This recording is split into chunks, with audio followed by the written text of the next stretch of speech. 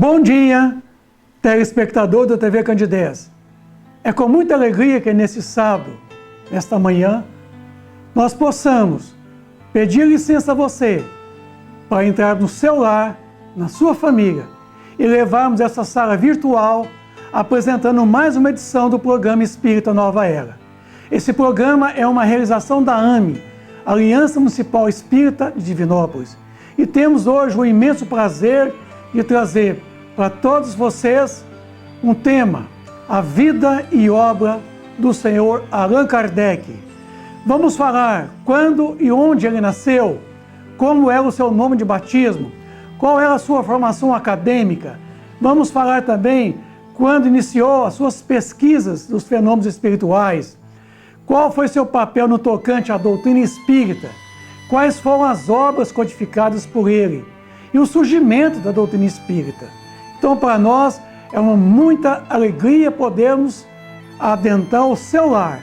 Para isso, nós pedimos novamente licença a você para trazermos a doutrina espírita para dentro da tua casa e falarmos da vida e obra do Senhor Allan Kardec. Quando e onde ele nasceu? Como é o seu nome de batismo? Nossa história desta manhã começa no continente europeu, na França, em Paris. A França estava no auge da música, das filosofias, da letra, da poesia e das filosofias das quais ela marcou, sendo o berço de uma das grandes filosofias que levou realmente ao trabalho do Senhor Allan Kardec na codificação espírita. Podemos dizer que a cidade de Lyon, na França, na Rua Sala, onde residiu o casal Ian Baptiste Antoine Rivail e sua esposa Ian Duhamel. Hippolyte Léon Denisard Rivail nasceu na Rua Sala, França, no dia 3 de outubro de 1804. Ele foi descendente de uma tradicional família católica. Seu pai era magistrado, sua mãe era professora. Tudo começou aqui em Lyon, em 1804, aonde, no entanto, era o palco dos grandes acontecimentos relacionados diretamente com a doutrina espírita. E foi em Paris, a capital do mundo, naquela época. A sua formação acadêmica começou realmente na França. O jovem Rivail começou seus estudos no ensino primário na sua cidade natal, mas foi no Castelo de Verdun, do famoso professor Ian Henrique Pestalozzi, em 1814, na cidade de Verdun, na Suíça. Foi quando ele teve a sua formação secundária e iniciou a sua formação acadêmica. Em 1822, ali formando, ele volta para a sua cidade natal. Mas foi no Castelo de Verdun, na Suíça, foi que ele foi aluno de um grande pedagogo chamado Ian Henrique Pestalozzi, que é um dos seus professores. Pestalozzi era discípulo de Rousseau, e Pestalozzi, com certeza, é um renomado pedagogo francês que ensinou o senhor Hippolyte Léon Denisard Rivail, conhecido como professor Denisard a partir de então, como sendo os principais ensinos acadêmicos, foi através de Pestalozzi. Podemos dizer que Pestalozzi, ele teve na sua formação um grande mestre, Rousseau. Rousseau era um grande pedagogo, filósofo, um homem de uma envergadura espiritual bastante elevada e que foi justamente ensinar um dos maiores pedagogos, Pestalozzi. E Pestalozzi também ensinou um dos grandes pedagogos franceses, conhecido como o Sr. Hippolyte Léon Denisard Rivail. De volta para a França, a partir do ano de 1824, ele então vai conhecer a sua digníssima Amélie Gabriel Baudet, e ali casara com ela, no ano de 1832, reafirmando com ela um amor de vidas passadas, cujo comprometimento mútuo de auxílio para religarem de maneira tão assim profunda e apropriada, porque ambos tinham um compromisso, ela ajudando ele e ele realmente sendo o centro, o pivô de todo o fenômeno da codificação espírita kardeciana. Residiram então o casal nessa rua e ali viveram um certo período. Mais tarde mudaram para a rua Sèvres e ali o senhor Allan Kardec, já um grande pedagogo francês, ele já escrevia algumas obras. Aqui inicialmente um curso teórico e prático de quê? De aritmética, hoje conhecido por nós como sendo matemática. Rivail, como era muito conhecido por uns e por outros, professor Denizade, ele também conseguiu produzir uma série de obras, para mais de 10 obras de cunho pedagógico. Quando ele iniciou as suas pesquisas espirituais? Foi quando ele conheceu um antigo amigo chamado Sr. Fortier, que o convidou ele, certa feita, a frequentar a sua casa para ver os fenômenos das mesas girantes, das mesas falantes.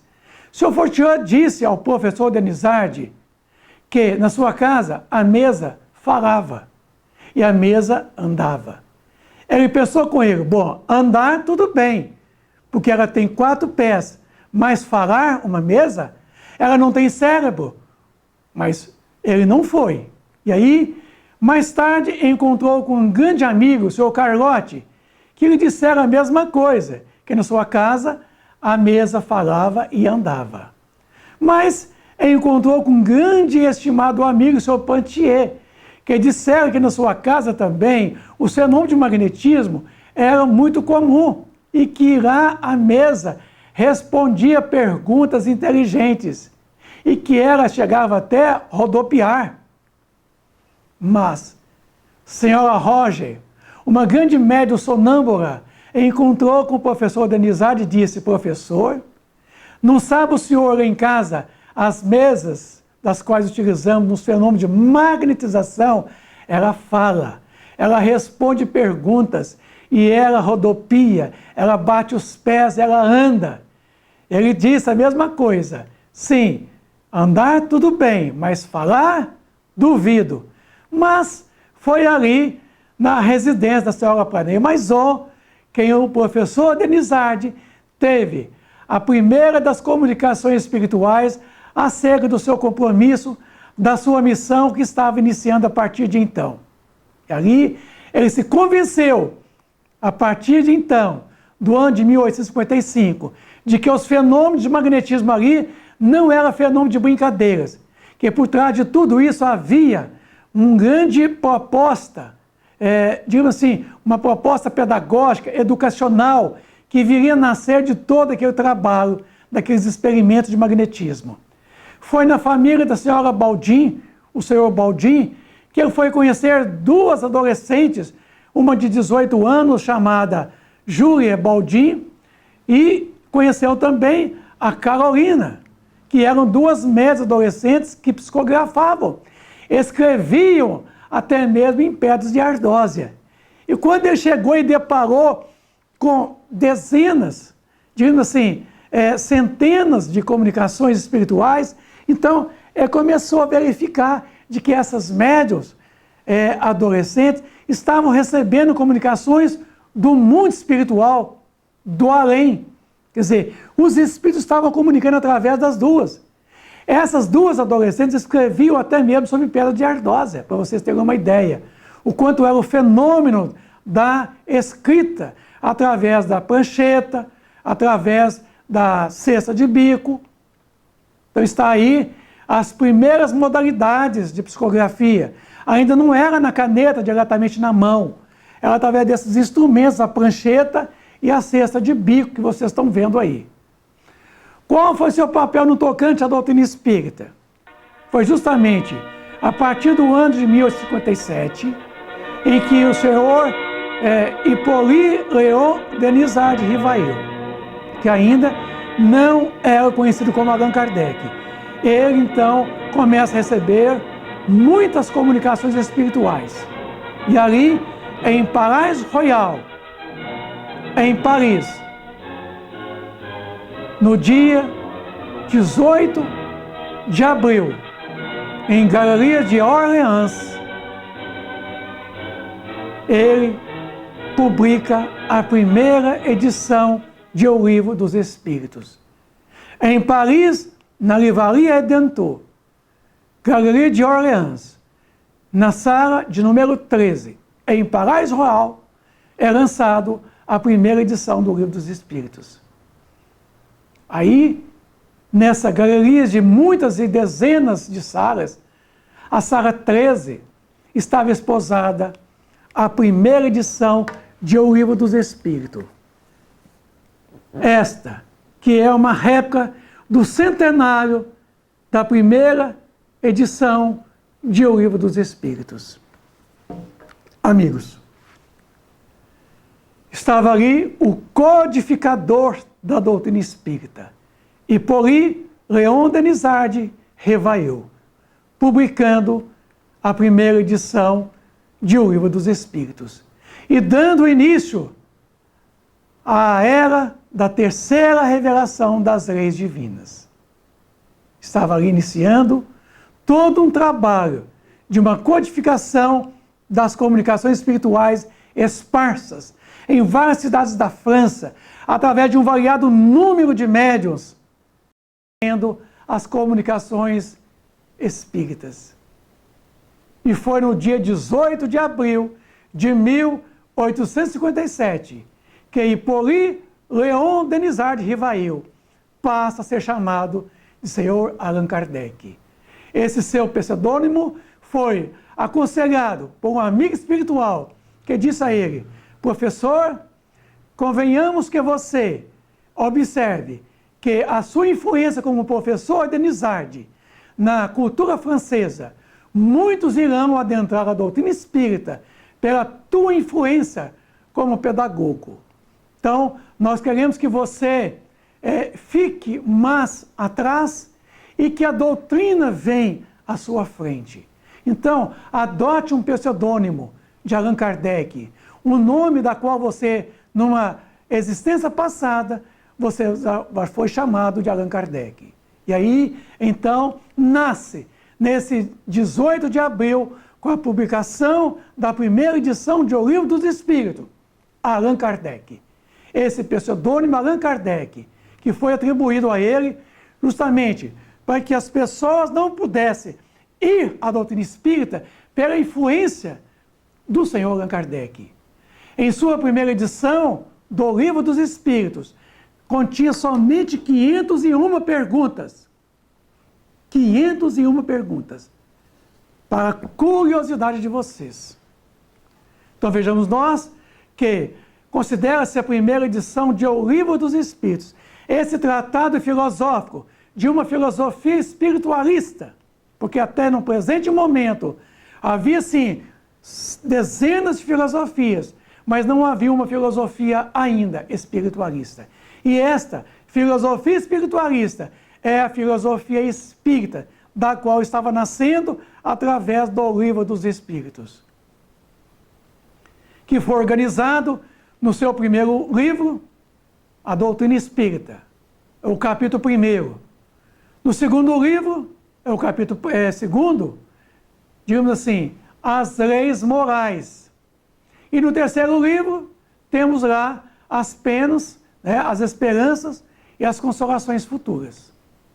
Então vejamos nós que no dia 16 de março de 1860 é lançado a segunda edição de O Livro dos Espíritos, contendo aí 1018 perguntas.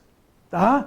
Então, vejamos nós que passado 3 anos depois, lhe é lançado então uma segunda edição mais completa, mais contextualizada do que a da primeira edição.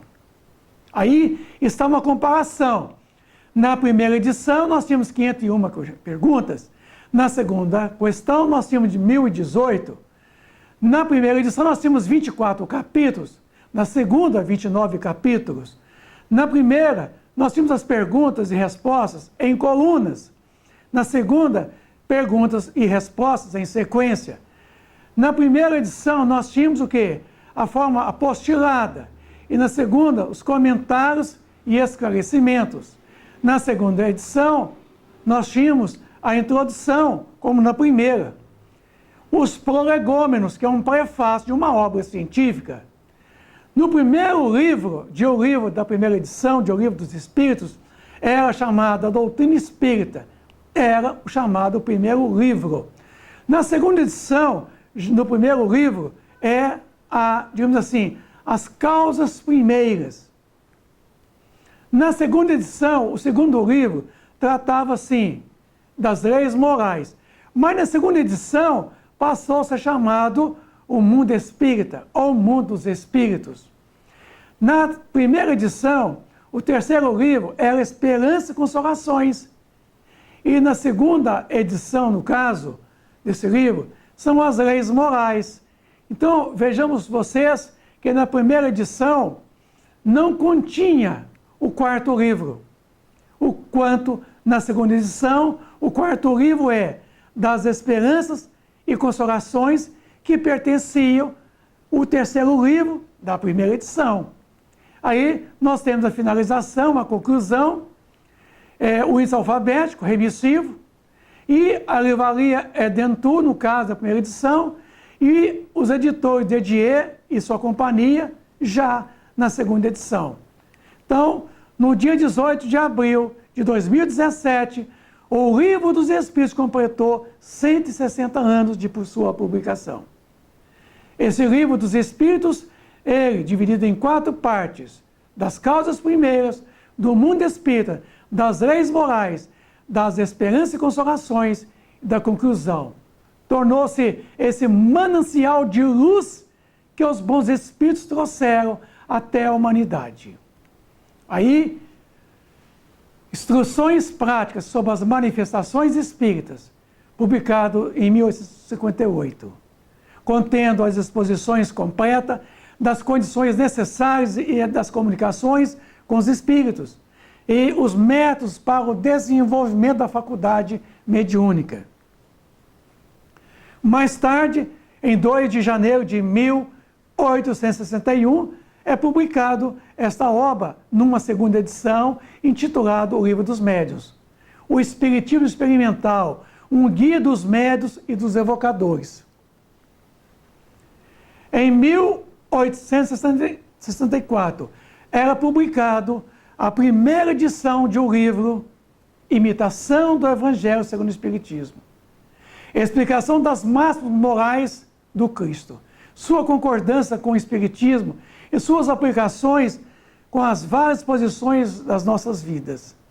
E a título de orientação do Sr. Didier, ele disse: Allan Kardec, convenhamos que você mude o título Imitação do Evangelho segundo o Espiritismo para um título chamado O Evangelho segundo o Espiritismo, porque naquela época era muito comum a perseguição dos espíritas e a igreja era muito forte e certamente perseguiria os espíritos muito mais por estar editando um livro, imitação do Evangelho de Jesus.